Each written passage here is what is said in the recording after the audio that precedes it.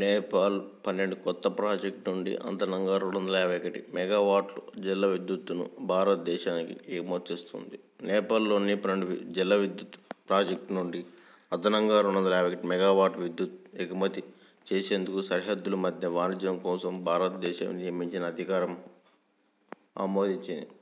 నేపాల్ తొలిసారిగా మధ్యకాలిక విద్యుత్ విక్రయం ఒప్పందం ద్వారా బీహార్కు విద్యుత్ ఎగుమతి చేయబడింది.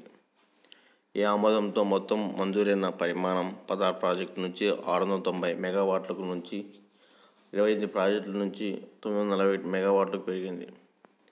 ఈ 251 మెగావాట్ల ఆమోదానికి ముందే నేపాల్ విద్యుత్ నికర ఎగుమతిదారుగా మారింది.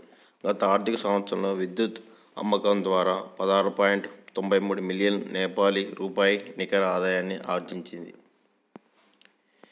అక్టోబర్ 2021లో భారతదేశం మొదటిసారిగా నేపాల్ నుండి 39 మెగావాట్ల విద్యుత్ ఎగుమతి చేయడానికి ఆమోదించింది.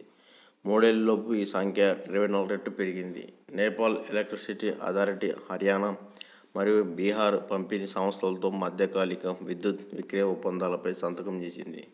భారతదేశం మరియు నేపాల్ మధ్య దీర్ఘకాలిక విద్యుత్ ఒప్పందం రాబోయే 10 సంవత్సరాల్లో నేపాల్ నుండి భారతదేశానికి 10,000 MU వరకు విద్యుత్ విక్రయించాలని యోచిస్తున్నది.